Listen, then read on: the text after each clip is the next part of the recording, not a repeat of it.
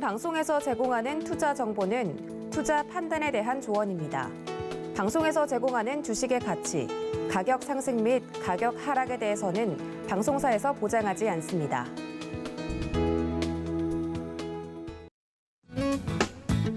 네, 안녕하세요 여러분. 여러분의 주식 고민 시원하게 해결해드리는 돈워리스탁의 이주연입니다. 자, 오늘 시작하기 전에 지난번에 제가 방송 중에 우크라이나 빠르게 좀 이 전쟁이 끝났으면 좋겠다라는 마음에서 빨리 항복을 하든지 뭐 이렇게 됐으면 좋겠다라고 얘기했는데 우크라이나 국민들께서 굉장히 기분이 나쁘실 수 있겠다라는 생각이 들었어요. 지금 일어나고 있는 사태들을 보면 정말 국민성 대단하다라는 생각이 들고요. 우크라이나 국민들 존경스럽다라는 생각이 들 정도로 정말 대단하신 분들이 많으신 것 같습니다. 꼭 이번에 이기셔가지고 아니면 좋게 원만하게 해결이 돼서 독립을 계속 유지할 수 있는 그런 상황이 됐으면 좋겠다라는 생각이 들고요. 오늘도 여러분들과 함께 시장에 대한 이야기 그리고 종목 상담 진행해 보도록 하겠습니다. 전화 02-3153-2642 준비되어 있고요. 문자는 샵 0082 준비되어 있습니다. 여러분들의 고민인 종목들 전화를 주셔도 좋고 문자로 종목명, 매수가, 비중 이렇게 보내주시면 제가 최대한 자세히 여러분들의 고민인 종목들 해결하실 수 있도록 도움을 드릴 수 있도록 해보겠습니다. 자, 그럼 오늘 첫 번째 코너 바로 들어가 보도록 하겠습니다.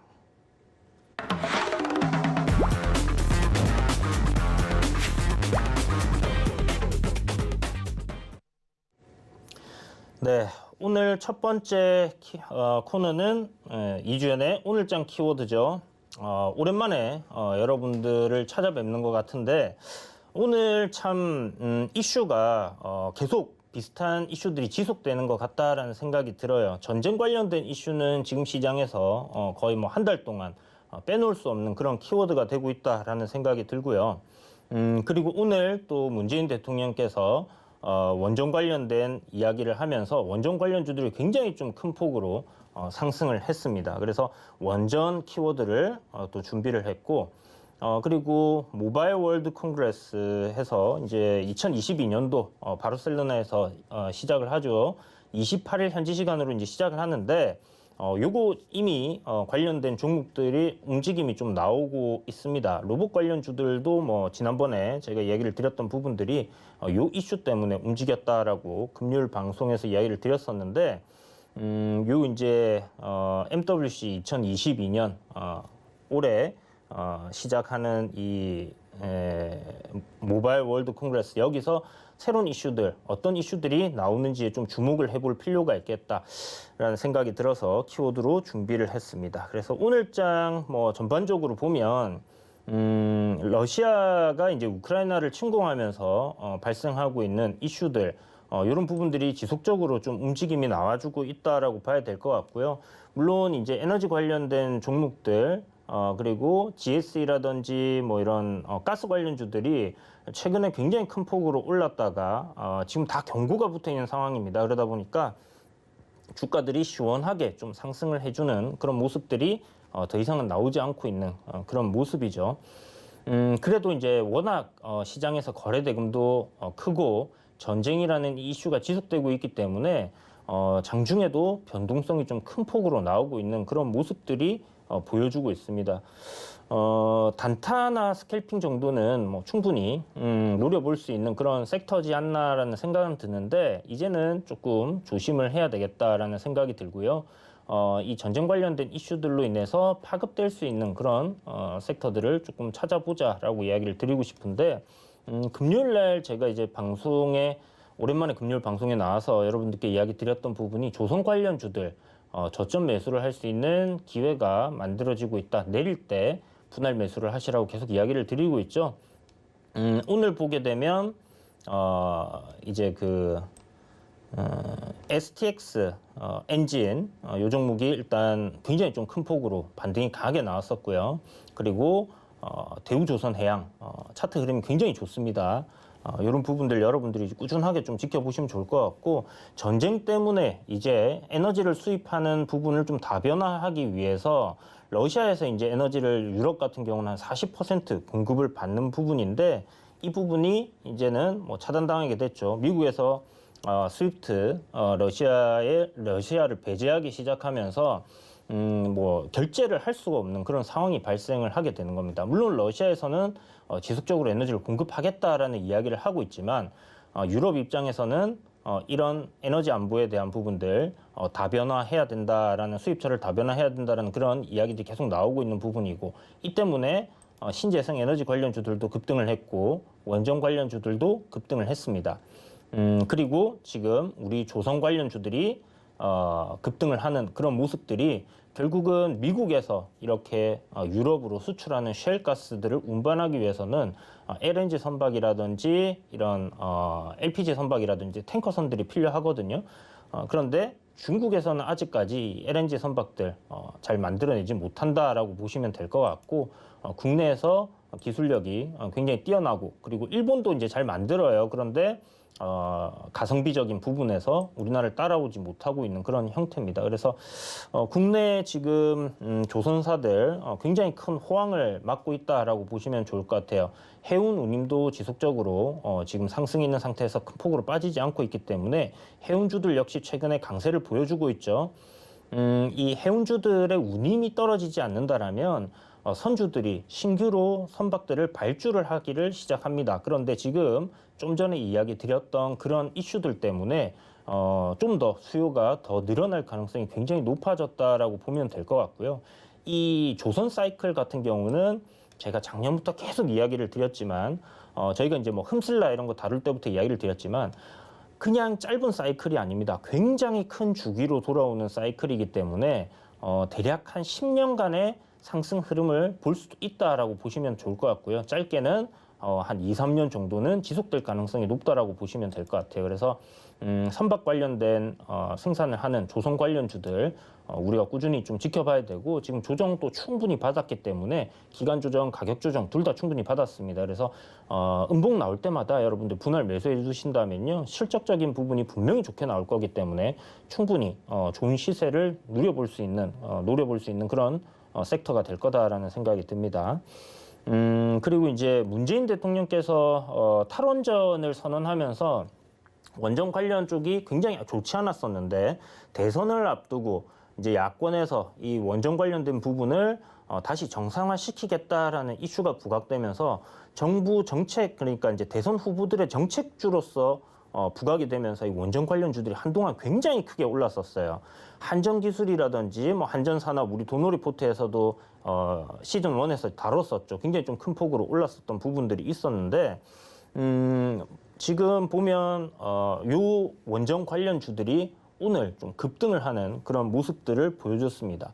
이제 그 탈원전이라고 얘기를 뭐 했는데, 이게 2060년까지인가 이렇게 계속 지금 있는 것들은 뭐 유지를 하고 뭐 이렇게 하겠다라는 얘기를 하면서 원전이 주력 발전 산업이다라는 이야기를 하면서 원전 관련주들이 또 급등을 했어요. 이 원전 관련주들 같은 경우는 좀 종목별로 상이하게 봐야 되지 않겠나라는 생각이 드는데요. 오늘 상한가 간 종목 중에 하나를 보게 되면 이 보성파워텍이라는 종목이 있습니다. 시즌 1 때 제가 완전 바닥 구간이었던 뭐 2,000원, 2,200원 뭐 요때 이제 소개를 해드리면서 엄청나게 또 큰 폭으로 시세가 나왔고요. 이름이 이제 보성이라서 의리 뭐 이런 얘기들 많이 하면서 이제 그때 매매를 하셨던 분들이 많으셨는데, 지금 좀 전에 말씀드렸던 한전기술이라든지 한전산업이라든지 굉장히 좀 많이 올랐었어요. 그래서 너무 많이 오른 종목들보다 좀 후발주들 중에서 좀 기술적으로 자리가 잘 잡혀 있는 종목들이 지금은 대장주로 좀 등극을 하는 그런 모습들을 보여주고 있다라고 생각을 해야 될 것 같고, 그런 부분에서 보성파워텍이 오늘 굉장히 좀 큰 폭으로 상승을 하면서 상한가 마감을 하게 되었습니다.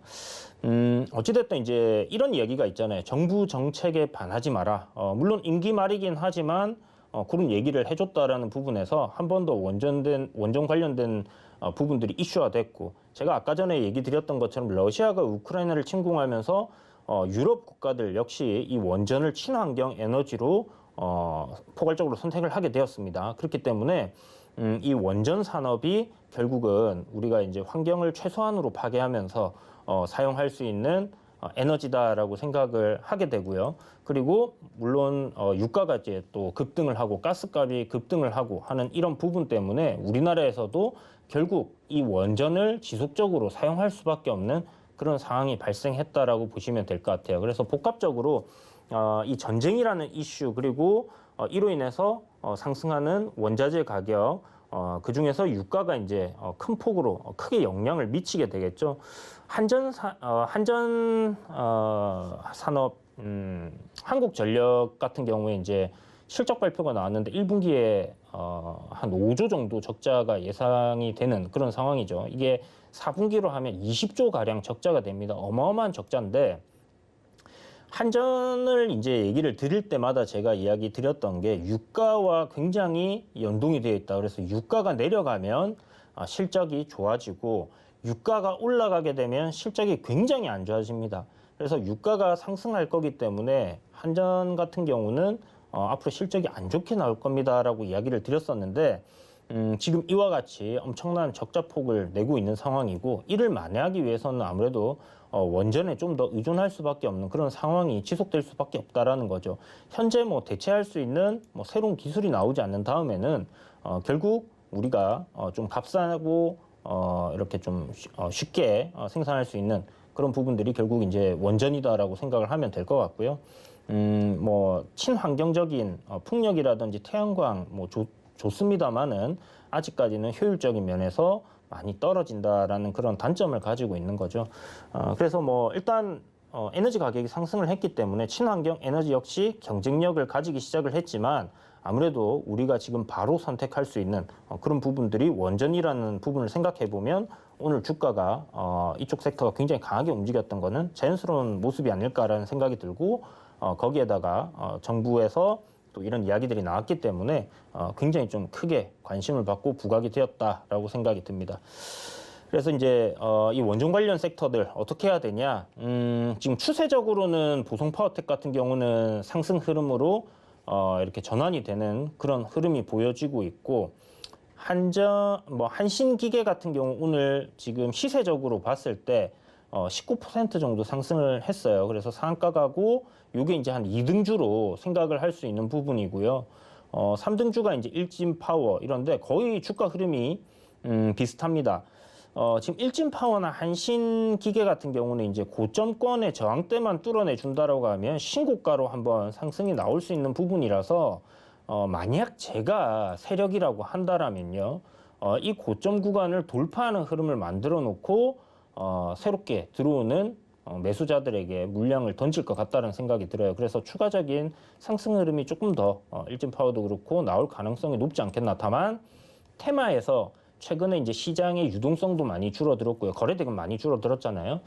그렇기 때문에 뭐 테마주들이 전부 다 막 다 같이 가는 그런 흐름들보다는 일단 대장주가 우선적으로 선택이 될 가능성이 높다라는 관점으로 접근을 한다라면 일단 보성파워텍, 한신기계, 일진파워 정도 이렇게 일단 놓고 보시는 게 좋을 것 같고 오늘 거래대금적인 측면에서도 일진파워나 뭐 한신기계 2천억, 1,600억 뭐 이렇게 나왔고요. 보성파워텍 같은 경우는 3천억이나 나왔습니다. 그래서 굉장히 긍정적으로 볼 수 있겠다. 일단 갭이 크게 떴는데 무너뜨리지 않고 지속적으로 거래가 일어나면서 그 가격들을 유지해줬다라는 부분들은 충분히 주가가 추가적인 상승 흐름이 나올 수 있겠구나라고 우리가 또 생각해 볼 수 있는 그런 부분이지 않겠나라는 생각이 들기 때문에 이쪽 관련 섹터들 여러분들 유심히 좀 지켜보시되 문제는 이제 대선이 임박했습니다. 그죠? 이제 며칠 안 남았어요. 작년에 막 제가 대선주들 막 바닥에 묻어두세요. 재작년에 막 얘기 드렸을 때 그때만 해도 정말 지금 같은 가격대를 생각할 수 없었던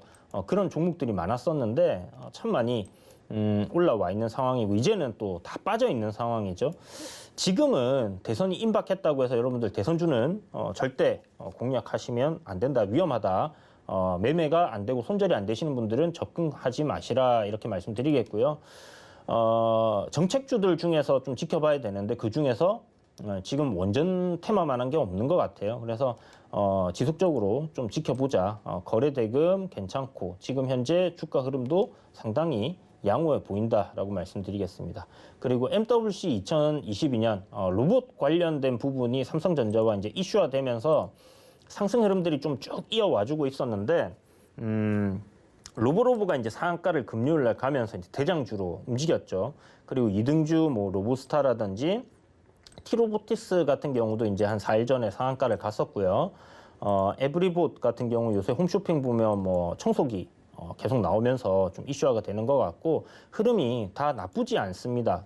긍정적인 흐름 보여주고 있고 퍼스텍 같은 경우도 이제는 추세가 꺾이나 했는데 살아나서 다시 이렇게 주가가 올라오는 그런 흐름들을 보여주고 있어요. 그래서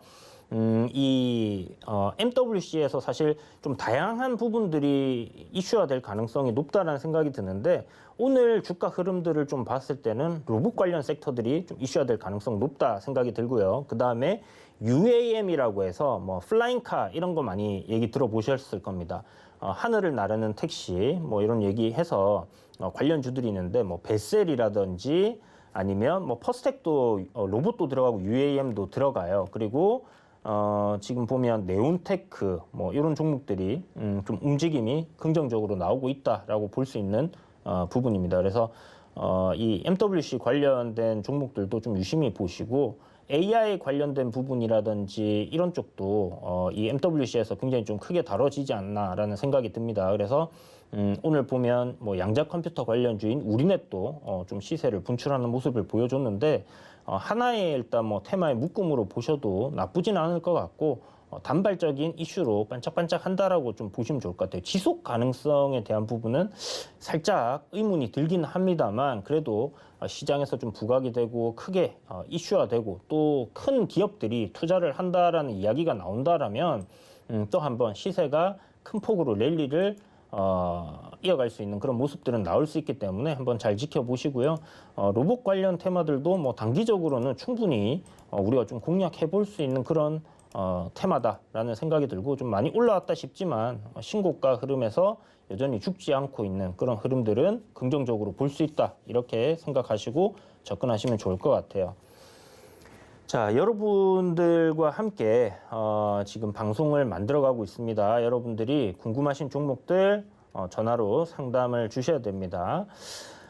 지금 이벤트 진행하고 계신 거 여러분들 잘 알고 계시죠? 문자 샵 0082로 도너리 스탁이라고 보내주시면요. 저희가 추첨을 통해서 방송 끝날 때 5분 문자를 보내드리고 있어요. 그래서 그분들은 내일 아니면 오늘 저녁에 함께 참여를 하셔서 뭐 이런 종목들 같이 매매를 해보셔도 좋을 것 같고요. 지금 시장이 안 좋다 보니까 굉장히 단기적인 트레이딩을 하고 있습니다. 오늘 사서 오늘 팔던지 아니면 종가에 사서 내일 아침에 팔던지 이런 식으로 좀 하고 있는데 이런 매매를 좀 해보고 싶다 하시는 분들 함께 하시면 좋을 것 같습니다. 자, 그리고 전화로 여러분들 사연 02-3153-2642로 보내주신다면 함께 궁금하신 종목들, 고민이신 종목들 진단을 해서 좀 이렇게 대응을 해보시는 전략도 좋지 않겠나라는 생각이 드니까 일로 많은 연락 부탁드리겠고요. 샵 0082로 종목명, 매수가, 비중 이렇게 보내주셔도 상담이 가능합니다. 자, 그럼 다음 코너 바로 들어가도록 하겠습니다.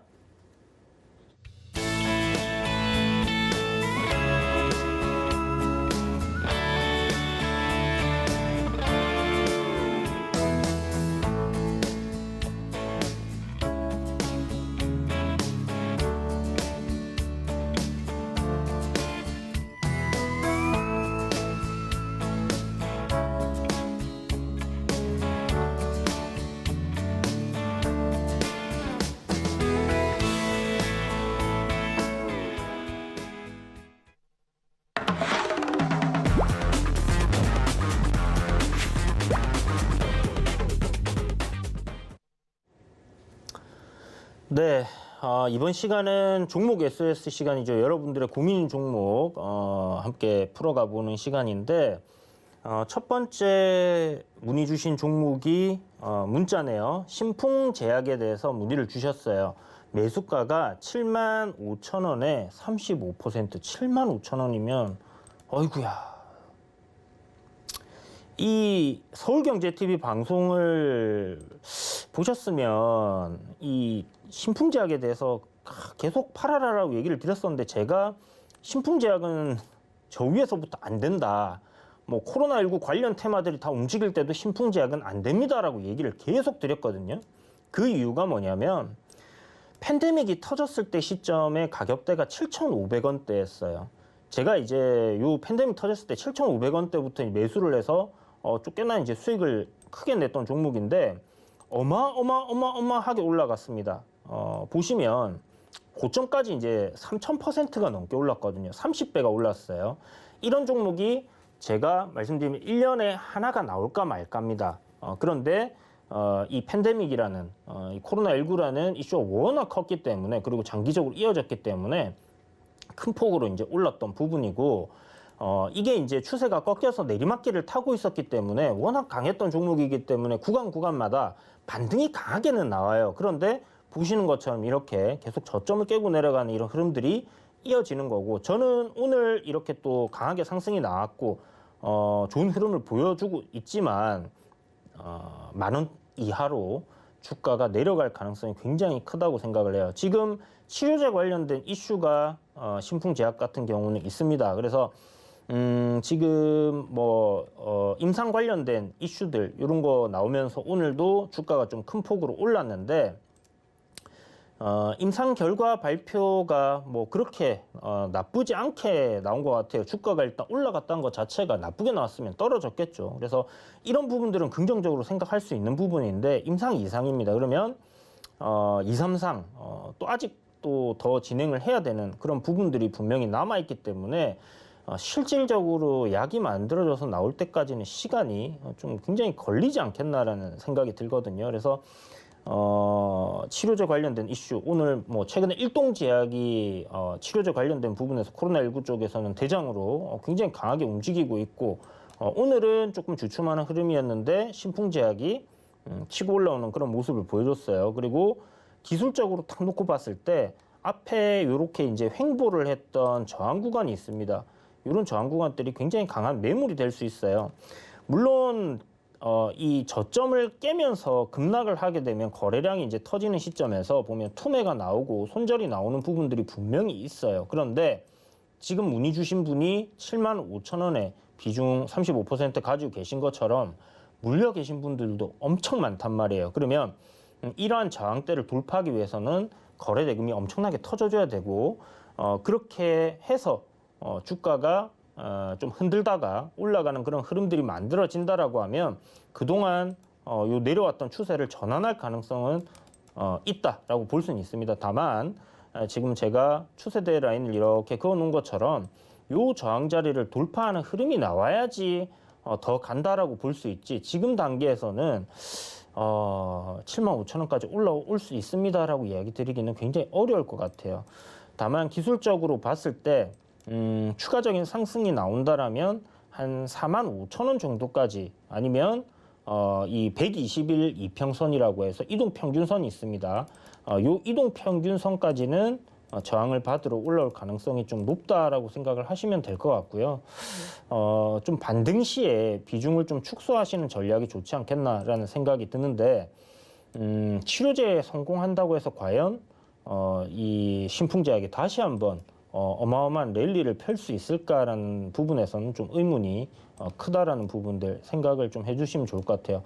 사실 이 정도의 손실폭이면 뭐 어떻게 대응을 해야 될까 정말 고민이실 텐데, 저라면 일단 반등 시에 저항 자리에 오게 되면 이 폭만큼 손실이 좀 줄어든 부분에 대해서 수익이 낮다라고 생각을 하고 비중을 조금씩 분할로 축소를 해 가시는 전략이 좋지 않겠나라고 생각이 들거든요. 그래서 매수가까지 기다리시기보다는 반등 시에는 정리를 좀 하자. 45,000원 부근에서 좀 정리를 하면 좋을 것 같고, 정말 이 치료제 관련된 부분에서 어떤 획기적인 뭐 그런 부분들을 보이고 뭐 세력이 땡겨 올리기 시작한다라면 저는 뭐 한 5만 원, 6만 원 정도까지는 올릴 수도 있다라는 생각이 들어요. 그런데 이 구간을 돌파해내기는 좀 쉽지 않을 것 같다라는 생각이 듭니다.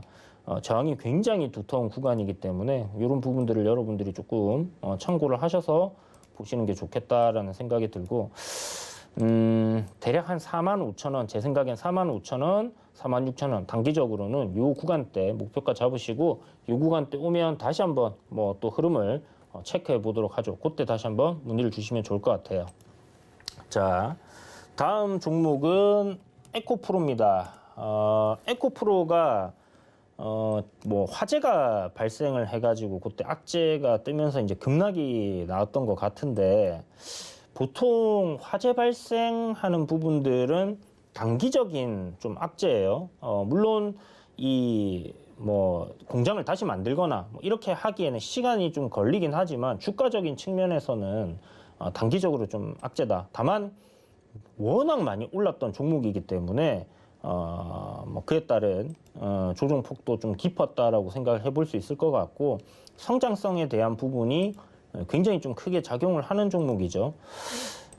지난번에 이제 급락 나온 이후에 반등 흐름이 잘 나오고 있는데 올해 추정치 그러니까 예상되는 실적이 3,000억입니다. 그리고 내년 추정치는 한 4,300억이에요. 그러면 시가총액 충분히 추가적인 상승 흐름이 더 나올 수 있다라는 생각이 드는 그런 종목이고 여기서 하락폭의 한 중심 정도까지는 올라올 가능성이 높다. 보시는 것처럼 제가 이제 주가가 이렇게 횡보하는 구간이 나오면 보통 그런 구간대 매물대가 많다라고 이야기를 드렸잖아요. 그래서 기술적인 저항 자리이기 때문에 10만 원 가격 저항선 그 정도를 생각하면 되지 않을까 생각이 듭니다. 그래서 95,000원부터 10만 원대가 강한 저항 구간이기 때문에 이 정도 올라왔을 때 한 차례 끊어내는 전략 좋지 않겠나 싶고요. 주가가 만약에 이렇게 올라오게 되면 이런 구간에서 막 좀 많이 흔들 거예요. 그래서 올라갈 수도 있고 거기서 떨어질 수도 있습니다. 제가 생각하는 흐름은 한 차례 강한 상승 흐름이 이렇게 나와줬다가 조정을 받고 다시 이렇게 움직이는 흐름들이 이어질 가능성이 높다라고 생각이 되니까 한 10만 원 부근까지 오면 그때는 정리하시는 전략이 좋겠어요. 지금 매수가가 89,000원에 비중 15%시거든요. 그래서 일단 성장성 좋은 기업이고 실적도 굉장히 좋아지고 있기 때문에 그런 부분들 감안해서 딱 올라오면 정리했다가 다시 눌림 한 차례 나올 때 분할로 저점 매수를 노려보자. 이렇게 정리하도록 하겠습니다. 자, 번호 잠시 알려드리도록 할게요. 02-3153-2642로 여러분들 궁금하신 종목들 문의 주시면 자세히 상담해 드릴 테니까 많은 전화 부탁드리겠고요. 문자 샵 0082로 종목명, 매수가, 비중 이렇게 보내주시면 또 여러분들의 궁금하신 종목들 이렇게 상담 받아보실 수 있습니다. 자, 다음 상담은 전화 연결되어 있다라고 하네요. 안녕하세요. 예, 안녕하세요. 네, 안녕하세요 선생님. 반갑습니다. 네, 반갑습니다. 네, 어떤 종목 궁금하세요? 네, HMM. 예, 흠슬라. 45,000원. 예, 얼마라고요? 45,000원 20%. 45,000원요. 와, 선생님 진짜 엄청나게 버텨내셨네요. 예, 지금 8월 달부터 계속 버티고 있어요. 비중이 20%시라고요? 30%신가요? 20%입니다. 20%. 네, 자, 지금 보시면 흠슬라 같은 경우는 굉장히 좀 큰 폭으로 올랐었어요. 한 10배가 올랐어요. 5,000원이라고 우리가 이제 저점을 가정했을 때 5만 원까지 올라왔다가 주가가 많이 밀려 내려왔거든요. 그런데 이렇게 이제 주가가 급증을 한 데는 우리가 보통 이제 치료제 관련주라든지 백신 관련주라든지 이런 종목들 같은 경우에는 어떤 기대감에 올라갔던 부분이 컸잖아요. 그런데 HMM 같은 경우는 실질적으로 실적이 폭발적으로 늘어나는 것을 보면서 사람들이 매수를 해왔었단 말이죠. 그래서 그런 부분에서 실적적인 부분에서는 저는 여전히 이제 HMM 같은 경우는 추가적인 상승 흐름이 충분히 나올 수 있다라고 생각이 들고요. 지금 보시면 올해 추정치 2022년도 추정치입니다. 작년 추정치가 7조 3천억 영업이익이 나온다라고 돼 있었는데 보시면 3분기까지 4조 6천억. 요게 실적이 컨센서스를 부합해요. 그리고 올해도 아마 작년보다 더 좋을 겁니다. 그런데 아이러니하게도 작년에 제가 실적이 엄청 좋을 겁니다라고 얘기를 드렸지만 주가 이제 워낙 많이 올라와 있는 상황에서 피크아웃 이야기가 나오면서 주가가 많이 빠졌거든요. 그런데 지나고 보니까 지금 올해 실적이 더 좋다라고 나오고 있단 말이에요.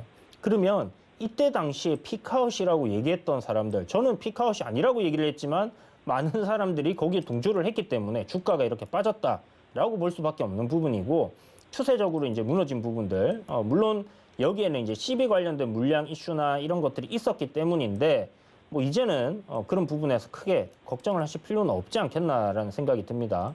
그리고 올해 만약에 한 8조 정도 영업이익이 나오면 못해도 제가 생각할 때 한 45,000원 선생님 매수가 부근까지는 한번 올라올 것 같다라는 생각이 들어요. 추세적으로 기술적으로 우리가 이제 봤었을 때 오르막길을 가는 종목은 저점을 계속 높이면서 이렇게 올려줍니다. 지그재그로. 그래서 이제 보면 이때 그런 식으로 올라줬는데 지금 어떤 흐름이냐, 계속 내리막길이었어요.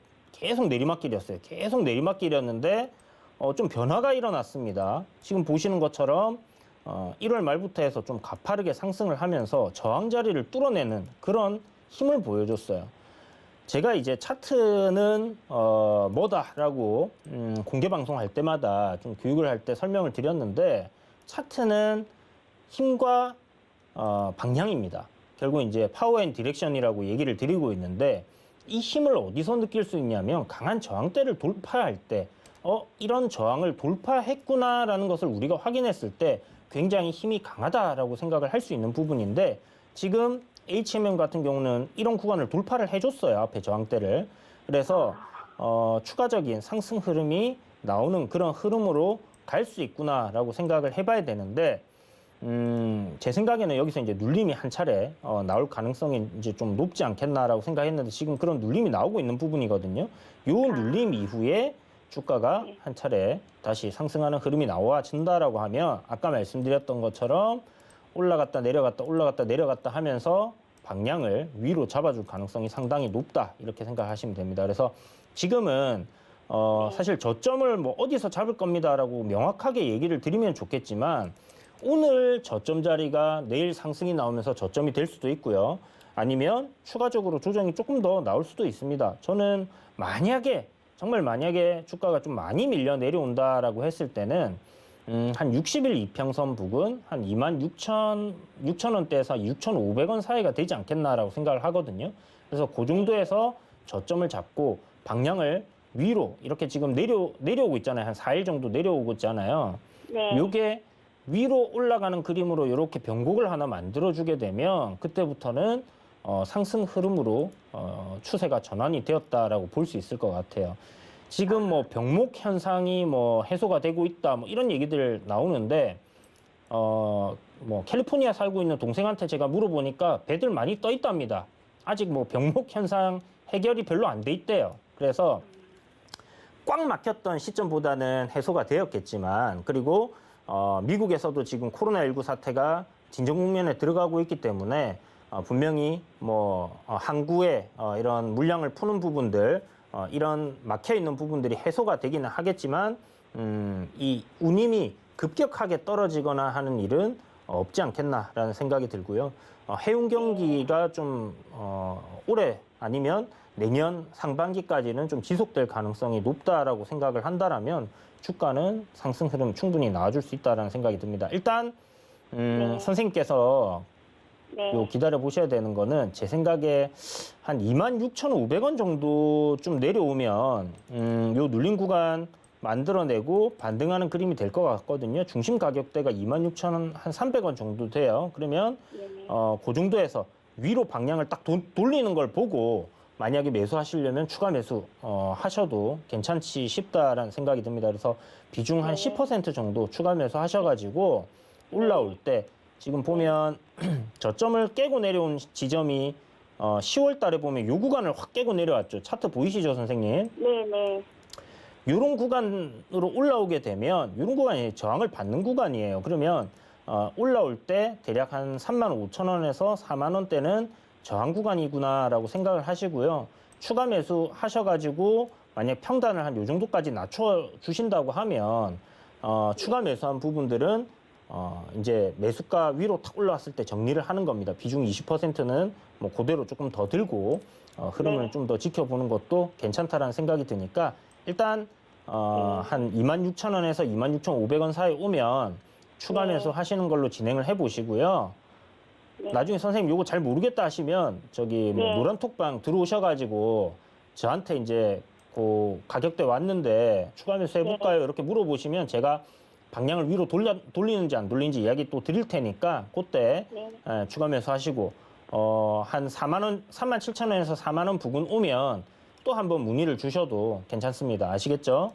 네, 감사합니다. 네, 힘내세요, 선생님. 좋은 날 네. 분명 올 겁니다.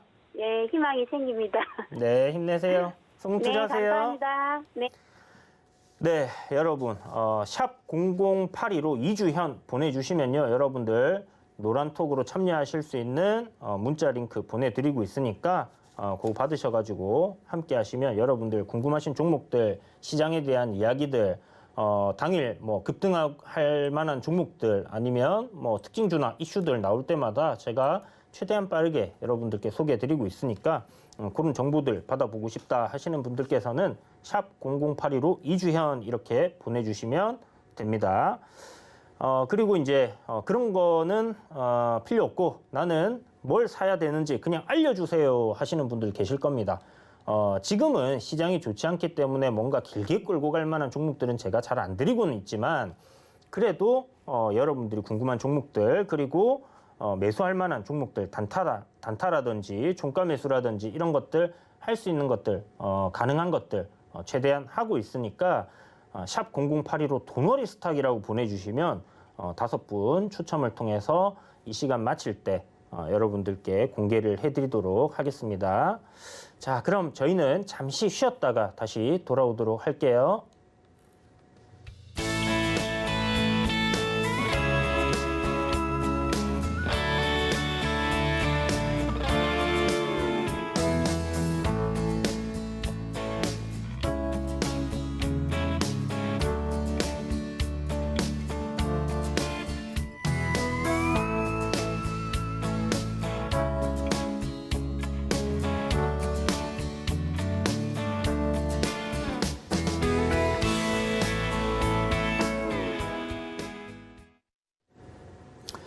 네, 물 한 모금 마시고 왔는데 다음 상담 진행해 보도록 할게요. 전화 연결이네요. 안녕하세요. 네, 안녕하세요. 네, 안녕하세요, 반갑습니다. 선생님. 네, 반갑습니다. 어떤 종목 궁금하세요? 네, 클래시스 갖고 있고요. 25,850원에 30%입니다. 25,850원이요. 네, 조금 이거 좀 됐는데 조금 고점에 나중에 보니까 고점에 산 것 같아요. 선생님, 산꼭대기에서 사셨는데? 말 그대로 상투를 잡으셨어요. 이게 딱 보니까, 그죠? 그때 막 올라갈 때 몰라가지고요. 그냥 네네. 샀는데 나중에 보니까 이게 아주 고점이더라고요. 그래서 그렇죠. 오래 기다렸어요. 팔까 하다가 그냥 계속 기다렸더니 요즘 하여튼간 무슨 들어해가지고 요즘 좋게 올라간다고 이야기는 들었는데 네네. 매수가까지 갈지 궁금해가지고요 전화드렸어요. 네, 뭐 일단 클래시스는 실적이 이제 꾸준하게 나오고 있는 기업이고 영업이익이 사실 정말 좋은 기업입니다. 지금 보면 연간 매출이 뭐 800억에서 700억 정도 나오는데 영업이익이 400억 이렇게 나와요. 그러면 영업이익이 50%가 넘어가는 거잖아요. 그죠? 이런 기업이 잘 없어요, 선생님. 아, 그래요? 네, 그래서 기업은 굉장히 좋다. 그리고 보시는 것처럼 부채도 거의 없고 회사는 굉장히 좋기 때문에 제 생각에는 선생님이 조금 시간적인 투자를 하신다라면 언제가 될지는 모르겠지만 그래도 매수가까지 올라올 수도 있을 것 같다라는 생각도 들어요. 사실 이렇게 이제 실적이 영업이익률이 굉장히 높은 기업이 좋은 회사다라고 얘기를 하는데 아쉬운 점이 뭐냐면 이제 클래시스 같은 경우는 매출의 성장이 좀 따라줘야 되거든요. 매출이 네. 이제 2019년도에 800억 했으면 2020년도에는 뭐 한 900억 하고 그 다음 해에는 뭐 1000억을 하고 이렇게 좀 꾸준하게 외형의 성장이 있어야 되는데 요게 없다 보니까 일단 상승의 한계를 좀 보여주는 게 아닌가라는 생각은 들지만 제 생각에는 그래도 저점 구간대는 일단 좀 잡은 게 아닌가라는 생각이 들어요. 기술적으로 보시면 2019년부터 2021년까지 굉장히 좀 긴 시간 동안 이 팬데믹 때 급락 나왔던 이 구간을 제외하면 박스권 흐름을 좀 한참 보여줬던 그런 종목입니다. 이 종목이 이런 이제 매물대 하단 자리까지 내려왔기 때문에 최근에 이제 반등 흐름이 굉장히 잘 나와줬고 선생님 아까 전에 얘기하셨던 것처럼 리오프닝 관련주, 그러니까 마스크 쓰고 다니니까 뭐 화장 잘 안 한다 이런 얘기들 많았었잖아요. 네네네. 그리고 이제 이 팬데믹 끝나가는 단계다 보니까 화장품주들이 이제 좀 이렇게 조명을 받으면서 다시 한번 상승 흐름을 보여줬는데 아직 이 종목이 완연한 추세가 상승으로 전환을 했다라고 보기는 조금 어려울 것 같아요. 아직은 조금 더 지켜봐야 되는 부분이 분명히 있긴 한데 일단 이렇게 지금 내려오는 이 추세대 저항 자리는 돌파를 해놨단 말이죠. 그러면 여기서 제 생각에 추가적인 조정이 나올 가능성이 높다라고 생각이 듭니다. 여기에서 추가적인 조정이 또 나온다고요? 네, 추가적인 조정이 나올 수 있다라고 생각이 들어요. 여기서 뭐 바로 이렇게 올라가주면 제일 좋은 케이스가 될 텐데 여기서 조정이 나온다 하더라도 제가 봤을 때는 이게 뭐 아래로 이렇게 밀려가지고 이렇게 내려가는 그림이 아니라 말 그대로 하락이 아닌 조정이 될 겁니다. 그 말은 뭐냐? 다시 올라온다라는 소리예요, 선생님. 지금 보면 만약에 조정이 나올 경우에는 16,700원짜리 이 정도를 보시면 될 것 같다라는 생각이 드는데 이 구간을 요 구간까지 만약에 내려온다라고 하면 선생님 이거 비중이 얼마라고 하셨죠? 비중이 30%라서요. 물을 타야지 되나. 근데 너무 비중이 너무 높아서 그것도 안 될 것 같고, 마냥 기다리려니까 한 21,000원 정도 올라오면 네. 반 이상 손절을 해버릴까 싶기도 하고 지금 막 고민이 많아가지고요. 이게 사실 뭐 작년에 저렇게까지 올라갔던 게 어떻게 보면 기업 내용이 좋은 부분도 있지만 뭐 유동성도 굉장히 좀 좋았던 시장이었기 때문에 저렇게 올랐다라고 생각이 들거든요. 다시 한번 시장이 저 정도 유동성을 내면서 올라줄 수 있을까? 3,300 갔던 그 지수대로 우리가 다시 갈 수 있을까 하는 생각은 지금은 좀 들어요. 근데 시장이 다시 안정을 찾고 괜찮아진다라고 했을 때 그리고 리오프닝 관련된 이런 이슈적인 부분이 실적적인 부분과 좀 무관하게 주가를 좀 끌어올릴 수 있지 않을까라는 생각은 듭니다. 그래서 그런 걸 생각했을 때는 제 생각엔 좀 상승 흐름이 추가적으로 나올 수도 있다라고 생각은 드는데 올라갈 때마다 이런 저항대 부분에서의 뭐 매물은 분명히 출회를 할 거예요. 그래서 1차적으로 지금 단기적으로 딱 놓고 보면요. 요 지금 17,850원짜리 있죠. 17,800원이라고 보시면 될 것 같아요. 요 구간인데 급등 나오고 지금 이 가격대를 갖다가 지켜주고 이렇게 살짝 올라 있거든요. 그러면 요 구간에서 위로 121선 라인을 뚫어내는 흐름이 나온다라고 했을 땐 좀 급격하게 상승 흐름들이 만들어질 수도 있습니다. 즉 리오프닝 관련주들이 상승하는 다 같이 이제 리오프닝 관련주들 갑니다 하고 이제 올라가는 그런 흐름들이 되겠죠. 그렇게 되면 단기간에 좀 시세를 크게 내면서 22,000원 부근까지는 한번 올라와 줄 것 같아요. 그러면은요, 단기적으로 올라갈 목표가는 어느 정도로 잡으면 될까요? 22,000원이에요, 22,000원. 단기적으로 한 22,000원 잡으시면 될 것 같아요. 22,000원까지는 단기적으로 올라갈까요? 그러면 네. 거기까지 한 반 정도 팔고 반 정도는 그냥 기다려보는 것도, 매수가까지 기다려보는 것도 괜찮겠네요. 리오프닝 관련주라면. 네, 저는 괜찮을 것 같아요. 리오프닝 관련주들 보면 실적이 좀 많이 안 좋아졌다가 이제 좋아질 거라는 기대감에 좀 올라가는 종목들도 많고 한데 클래시스 같은 경우는 실적이 좋거든요. 실적이 좋은데도 불구하고 뭐 주가가 뭐 대신에 그렇게 뭐 리오프닝 관련주라고 해가지고 많이 빠졌던 건 없었습니다. 그렇기 때문에 뭐 엄청난 시세를 노리긴 좀 힘들겠지만 그래도 무난하게 추세를 방향을 갖다가 여기서 지금 돌릴 수 있는 그런 흐름이 잡혀 있는 거거든요. 그러면 여기서 방향을 이렇게 잡아줬을 때는 사실 이런 저항 자리들까지 올라갈 수 있다라고 말씀드리는 거는 거기까지 갔다가 밀린다라고 말씀을 드리는 게 아니라 거기가 저항이기 때문에 거기에 물려 있는 사람들의 물량을 소화하고도 더 갈 수 있는 모멘텀이 있을 땐 주가는 더 올라갈 수 있어요, 충분히. 그래서 일단 22,000원까지는 생각을 좀 해두시고요.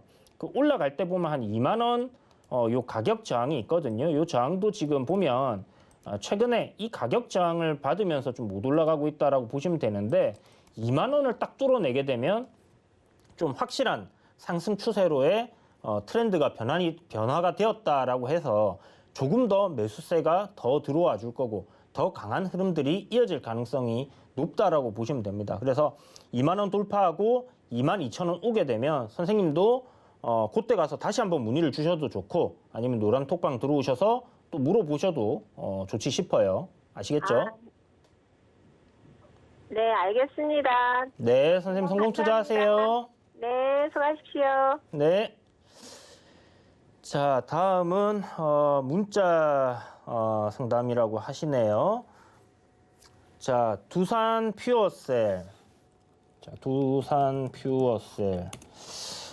자, 지금 메시지가 제가 들어오는 메시지가 있는데 메시지가 지금 끊겨버렸어요. 그래서 26,600원에 10%, 56,600원에 10% 한번 봅시다. 56,600원에 10%면 딱 매물대 부근에서 이제 매수를 하셨는데 오늘 괜찮은 흐름이 나왔습니다. 10% 비중이시니까 지금 추가 매수해도 괜찮으시냐고 물어보셨는데 지금 이 박스권 저항 자리 지금 일단 저점을 잡고 반등하는 흐름이 만들어지는 거는 긍정적으로 볼 수 있을 것 같고요. 이것도 이제 보면 장기적으로 박스 흐름을 좀 만들어 주다가 두산 퓨어셀이 올라가는 것도 제가 그 시작할 때 말씀드렸던 것처럼 이 에너지를 어떤 특정한 부분에서 예를 들어서 뭐 원전만 하고 있다라고 했을 때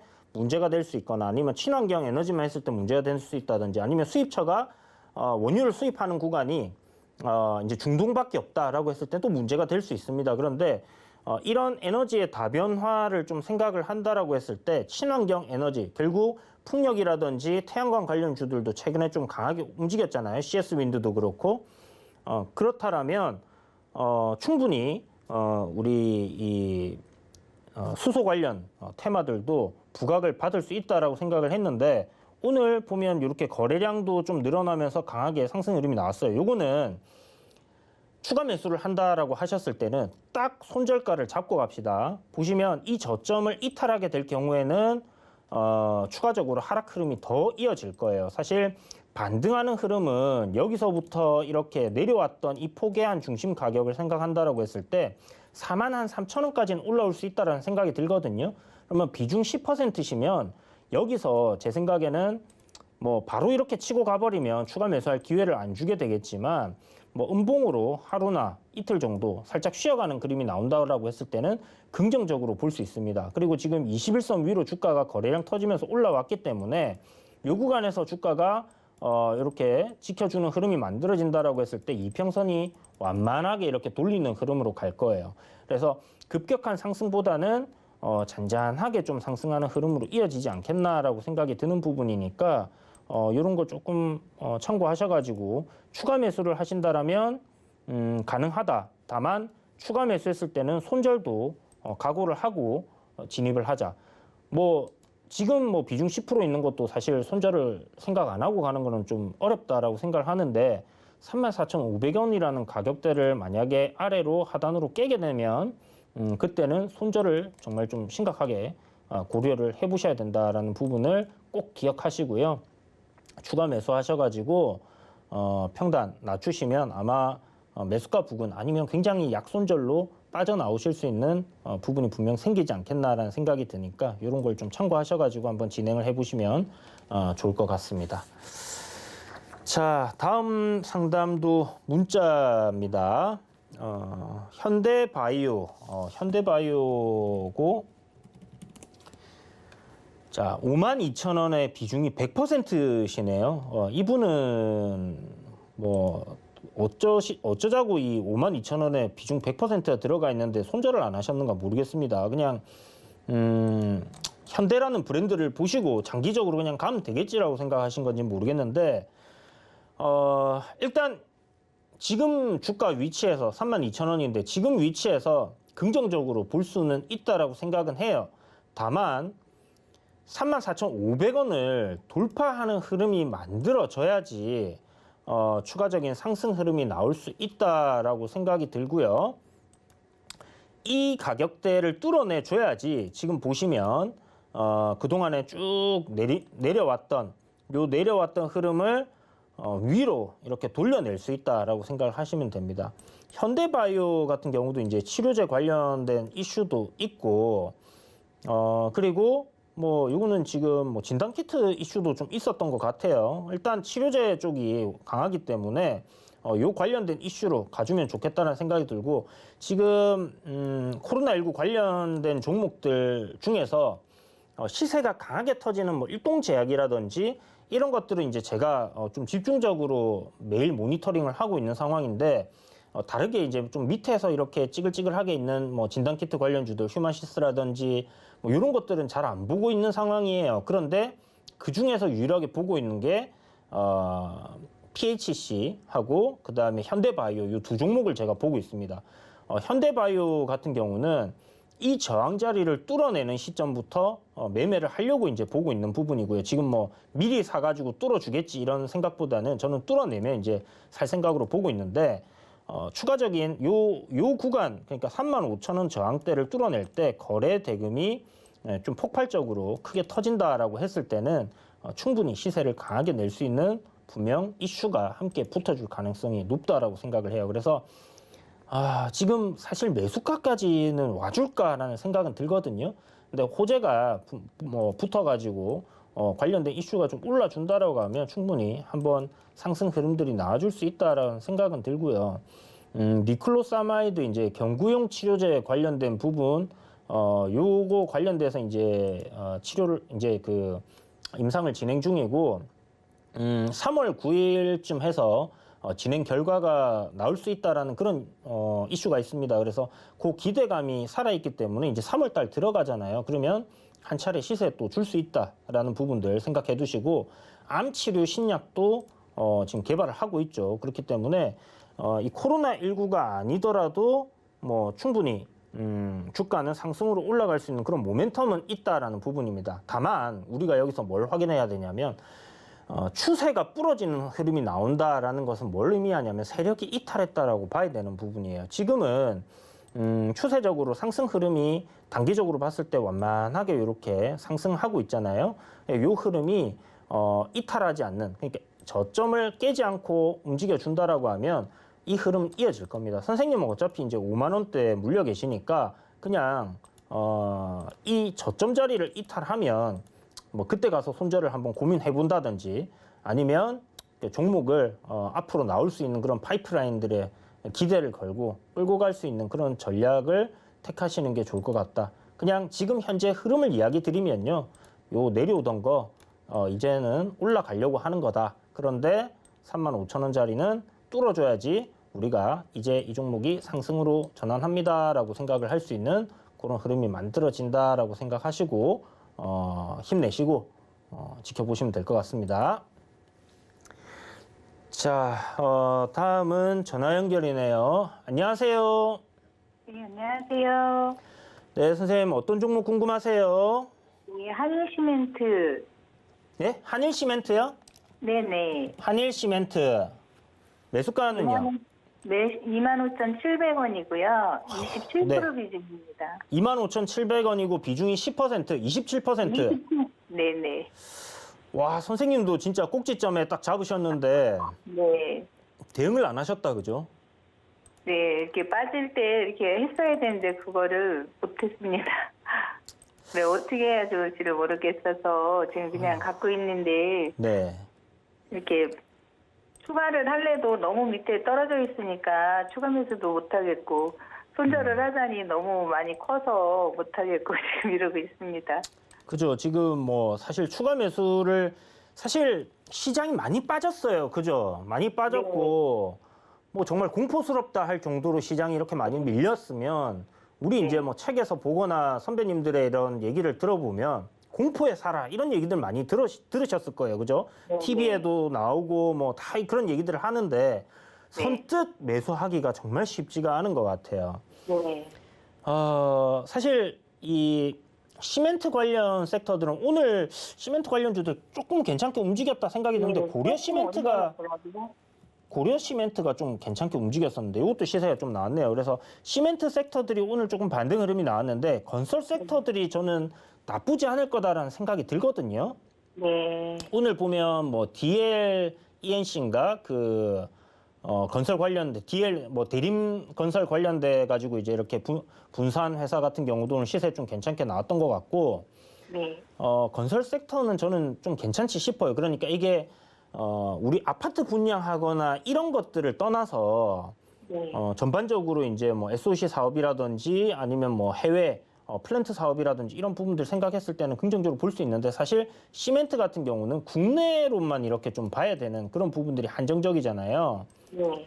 그래서 이제 그런 부분들 때문에 사실 대선 이후에 물론 지금 각 대선 주자들이 아파트 공급 더 늘리겠다라는 얘기들을 막 하고 있는 상황이고 그런 것 때문에 이제 주가가 좀 올랐던 부분인데 실질적으로 이제 대선이 이제 결과가 나오고 나서 누가 됐던 간에 이런 부분들을 자기들이 이제 공약을 했던 거 이행하는 그런 시점들이 올 거예요. 네. 그때 한 차례 더 언론에서 부각이 될 거고 한 번 더 움직일 수 있다라고 생각하시면 될 것 같고 지금 이탈하면 안 되는 가격대는 제가 생각했을 때 15,000원이라는 가격대입니다. 이 구간을 이탈하게 됐을 때는 좀 크게 흐름을 우리가 지켜봤을 때는 저 7,500원대에서 이렇게 올라왔던 흐름이 이제는 계속 내리막길을 탈 수 있는 그런 흐름으로 바뀔 수 있다라고 생각을 좀 하셔야 될 것 같고 딱 그 저점 구간대를 좀 지켜줬으면 좋았는데 뭐 전쟁 이슈니 뭐니 해가지고 워낙 시장이 안 좋다 보니까 추가적으로 밀린 것 같고요. 오늘 거래량이 조금 늘어나면서 이 시멘트 관련 섹터들이 전체적으로 조금 움직임이 나왔던 거는 긍정적으로 충분히 볼 수 있는 부분이지 싶어요. 그래서 일단 지금 당장 추가 매수를 하시라고 말씀드리기는 조금 어려울 것 같은데 요거 이제 며칠 흐름을 좀 지켜보시고요. 요 지금 오늘 저점 자리가 거의 뭐 지금 몇 달 사이에 최저점이었잖아요. 요 지금 보시면 17,300원 전저점 구간을 탁 이탈시켰다가 위로 시세가 나온 부분이거든요. 그러면 이 거래량 분봉상 보면 이 거래량이 이제 한 차례 좀 싹 들어온 부분이 뭐 크진 않지만 하나의 전환점으로 변할 수 있다라고 좀 생각을 한다라면 18,600원대를 주가가 올라가는 흐름이 나올 수 있습니다. 그때까지 기다리셨다가 그러니까 추가 매수지만 저점 매수는 지금 저점이 어딘지 확인이 안 되는 상황이니까 힘들고 아싸리 확실하게 주가가 올라서는 시점을 우리는 노려야 되는 거예요. 그러면 아마 18,650원짜리 그리고 20일 이평선 위로 주가가 탁 올라섰을 때 그때 추가 매수를 한 차례 할 수 있는 기회가 되지 않을까라는 생각이 들고요. 이렇게 주가가 올라가는 그림이 만들어지면 단기적으로 이렇게 주가 지금 떨어져가지고 밀려 내려온 이 흐름에서 상승 흐름으로 전환할 가능성이 높습니다. 그리고 지금 보면 주가가 선생님 매수하고 나서 급락했잖아요. 7일 날. 요날 급락하고 이렇게 쫙 빠진 것도 사실 이 생각해 보면 1월 달 시장이 정말 안 좋았었어요. 진짜 말도 안 되게 안 좋았었거든요. 야, 뭐 말이 안 되는 건 아니지만 우리가 지수를 한번 딱 놓고 보면 1월 달에 이제 거의 뭐 시장이 다이빙 하듯이 이렇게 빠졌기 때문에 이 정도로 뭐 조정이 나오지 않은 종목은 없다라고 보시면 될 것 같고 반등이 나온다라고 하면 22,000원짜리가 1차적으로 저항 자리가 될 가능성이 상당히 높다라는 부분을 알고 계시면 될 것 같습니다. 그래서 혹시나 추가 매수를 못 하더라도 요 22,000원 왔을 때는 선생님 한번 매도를 해야 될지 아니면 더 가져가야 될지 그때 건설 관련 종목들 한번 싹 보시고요. 네. 상승 흐름에 있네 라고 생각이 드시면 보유를 하시고요. 네. 건설 관련된 종목들이 좀 삐리하다. 그러니까 좀 뭐 내리막길을 내려가고 있다든지 이런 흐름이라면 정리를 하시는 게 좋을 것 같아요. 근데 선생님도 이런 게 딱 그때 가서 판단이 안 선다. 이거 사실 애매하거든요. 오면 팔아야 될지 사야 될지 아니면 팔아야 될지 아니면 뭐 버텨야 될지 그런 거 궁금하실 텐데 그때 거래량이 어느 정도 나오고 건설 섹터 그 시점에 어떤 흐름을 보이고 있는지에 따라서 판단을 내려야 되는 부분이기 때문에 지금 제가 이게 돌파할 겁니다, 안 할 겁니다 이렇게 이야기 드리기는 조금 어려울 것 같아요. 아, 네. 그래서 선생님도 그때 가서 다시 한번 문의를 주셔도 좋을 것 같고 아니면 뭐 이렇게 노란 톡방 들어오셔가지고 문의를 주셔도 좋을 것 같아요. 실적적인 부분은 뭐 워낙 저평가되어 있는 부분이니까 실적을 보고 간다 했을 때는 저는 뭐 선생님 매수가도 돌파할 가능성 상당히 높다라고 보고 있는 종목이니까 그런 부분에서는 크게 고민을 하실 필요는 없지 싶습니다. 아시겠죠? 네, 그럼 선생님 저기 추가 매수를 18,600원 선에서 한번 해도 괜찮다는 말씀이시죠? 네, 딱 이렇게 생각하세요. 18,600원 위로 주가 올라오잖아요. 네. 네, 그리고 그날 종가까지 한번 기다려 보세요. 네. 그날 만약에 슈팅이 쫙 나와버리면 어쩔 수가 없는데 네. 종가까지 한번 기다려 봤는데 18,600원 위로 주가가 딱 올라서 뭐 몇백 원 차이 안 난 선에서 끝난다. 그러면 네. 그때 추가 매수를 하셔도 좋고요. 만약에 네. 이제 그런 거 막 잘 모르겠다 하시면 18,600원 위로 주가가 올라오면 추가 매수하실 비중 있잖아요. 그거를 네. 좀 분할로 나눠서 며칠에 걸쳐서 산다. 이렇게 생각을 해주세요. 네. 아시겠죠? 네. 그래서 요 딱 이야기를 드리면 18,600원 위로 한번 올라오게 되면 19,000원, 18,600원 사이에서 분할 매수하자. 이렇게 생각하시면 될 것 같습니다. 네, 고맙습니다. 감사합니다. 네, 성공 투자하세요. 네, 여러분 이벤트 진행 중입니다. 뭐 샵 0082로 도너리 스탁이라고 보내주시면요. 지금 뭐 이런 여러분들 궁금하신 종목들 뭐 문의를 주셔도 좋고 그리고 제가 여러분들께 장중에 좀 뜨거운 종목들 가지고 매매를 하자라고 이야기를 드리면 그런 것들로 짧게 뭐 5% 정도 수익을 낼 수 있는 그런 종목들로 또 단기 트레이딩을 해보는 것도 괜찮다 하시는 분들께서는 샵 0082로 도너리 스탁 이렇게 보내주시면 이벤트 참여하실 수 있으니까 지금 바로 문자 보내주시면 좋을 것 같습니다. 자, 그럼 잠시 쉬었다가 다음 코너로 들어가도록 하겠습니다.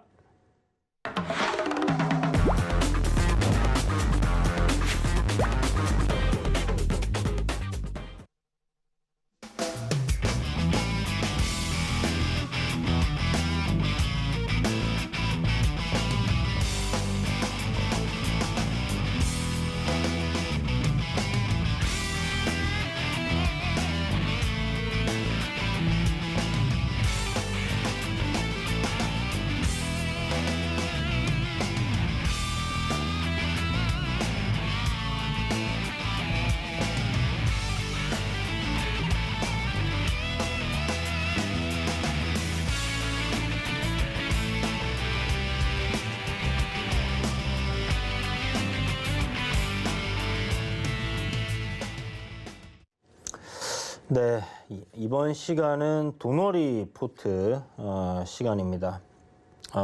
오늘 여러분들께 준비한 종목은 뭐 제 노란 톡방에 있으신 분들께서는 수익을 크게 내셨던 분들도 계실 거고 또 최근에 한번 더 이야기를 드리면서 매수 관점으로 이야기 드렸는데 대부분 수익권이시지 않겠나라는 생각이 들어요.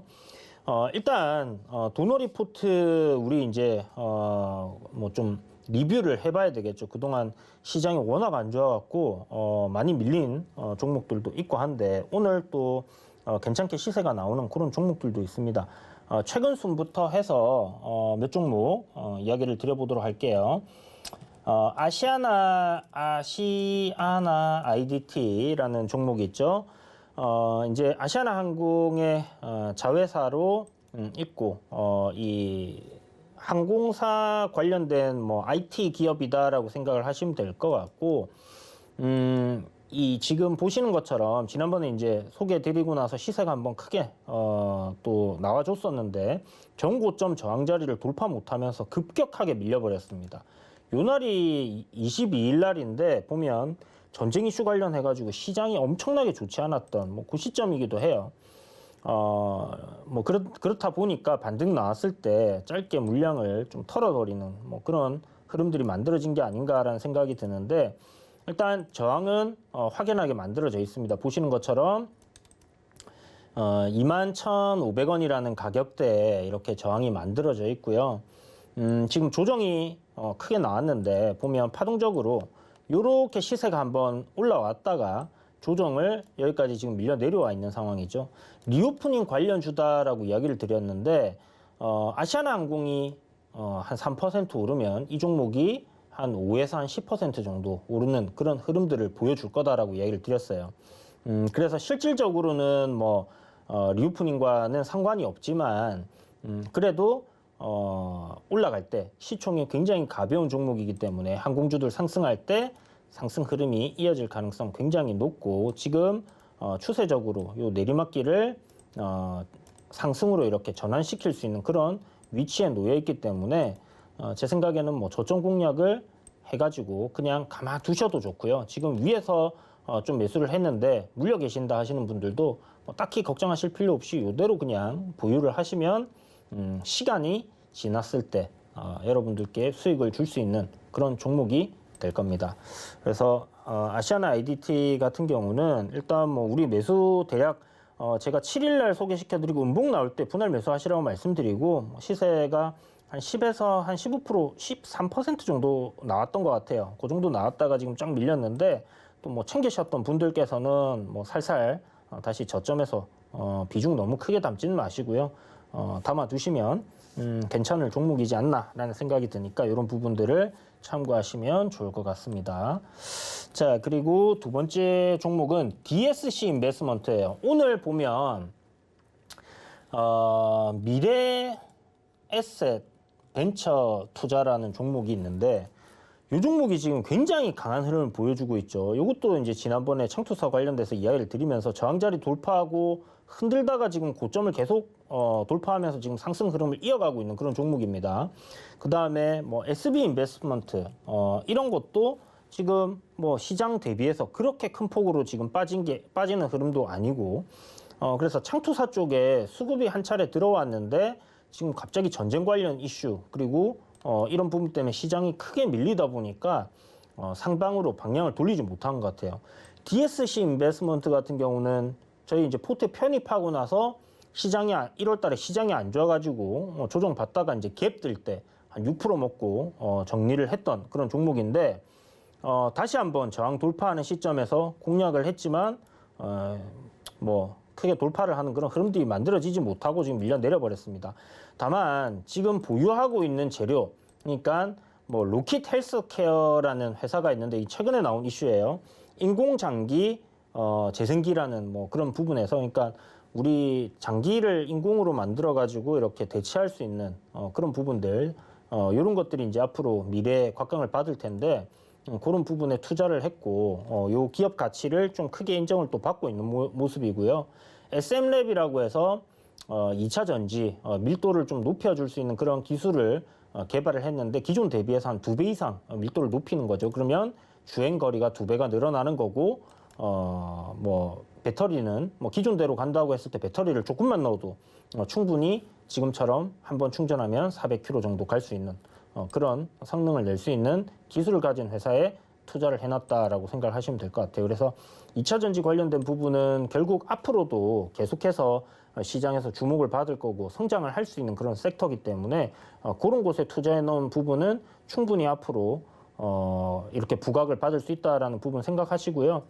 오늘 이 지금 보면 저점 자리를 지켜주고 있는 모습이 긍정적이에요. 이 종목은 딱 요 5,250원을 이탈 안 한다 하면 좀 한번 가져가 볼만 하지 않겠나라는 생각은 들지만 그렇게 되면 손실폭이 워낙 커지기 때문에 일단은 요 3일 전에 저점 자리를 기준으로 우리가 잡고 한번 봅시다. 오늘 5일선을 일단 돌파해 놓은 흐름이고요. 뭐 추가적으로 조정이 조금 나온다고 하더라도 이 저점 구간만 이탈해내지 않는다라면 단기적인 요 하락 트렌드를 돌파해내면서 다시 한번 박스권 상단 이렇게 지금 박스권이다라고 보시면 될 것 같아요. 그래서 박스권이지만 저점을 살살 높여가고 있는 그런 흐름이기 때문에 그런 관점에서 추세적으로는 약하지만 상승 추세에 놓여 있고 이 추세대 하단 자리에서 되돌리는 모습이기 때문에 긍정적으로 주가 흐름이 나올 가능성이 높지 않겠나라고 생각되는 부분이니까요. 이런 부분들도 또 참고하시면 될 것 같습니다. 자, 그럼 오늘 종목인데요. 오늘의 종목은 AK홀딩스입니다. 자, 애경그룹이라고 말씀드렸죠. 국내 재계 60위 안에 들어가는 기업이고 사실 굉장히 좀 제주항공이 수익을 잘 내면서 거기에 투자도 많이 했었고 항공기도 리스를 많이 했고 굉장히 성장이 잘 되고 있던 기업이었는데 이번에 그 팬데믹을 맞이하면서 좀 크게 타격을 입었습니다. 거기다가 이제 AK 프라자라는 회사를 보유를 하고 있는데 요 AK 프라자 같은 경우는 이제 쇼핑몰이죠. 쇼핑몰이기 때문에 당연히 팬데믹 때 사람들이 이전보다는 많이 안 올 것이고 그런 부분들이 이제는 해결되는 수순으로 갈 가능성이 높다라는 생각이 들고요. 월봉을 보면 대바닥에 위치해 있습니다. 2002년도 상장해가지고 지금까지 주가가 15,000원 부근에 오면 올라왔었다라는 부분들을 생각했을 때 예전에 제가 말씀드렸던 17,000원대부터 35,000원까지 올라왔던 것처럼 지금 이 종목 역시 그런 흐름을 이어가고 있다라고 생각하시면 돼요. 그래서 손절가를 18,700원 정도 잡으시고 이 가격이 이탈하지 않는다라고 하면 좀 보유를 해보시는 것도 좋다. 보유하고 계신 분들은 그리고 없는 분들께서는 내일 아침 시가 이하부터 손절가까지는 매수 구간이다 생각하시고 분할 매수 관점으로 접근하신다면 일단 1차 목표가는 제가 여러분들께 26,000원으로 잡아 드릴게요. 이때쯤 왔을 때 제가 2차 목표가를 제시해 드리도록 하겠습니다. 굉장히 크게 보고 있다는 거 여러분들이 생각해 두시면 될 것 같습니다. 자, 노란톡방 열려 있습니다.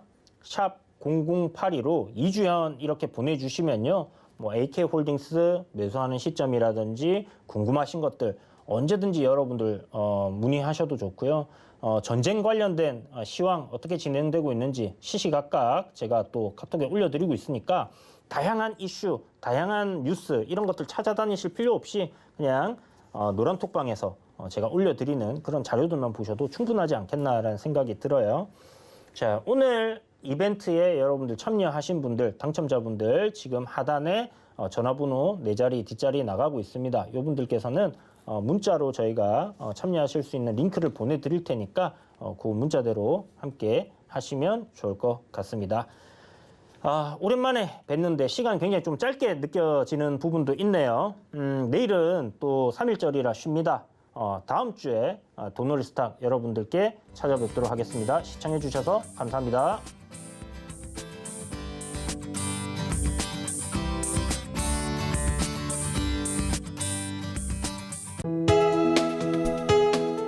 본 방송에서 제공하는 투자 정보는 투자 판단에 대한 조언입니다. 방송에서 제공하는 주식의 가치, 가격 상승 및 가격 하락에 대해서는 방송사에서 보장하지 않습니다.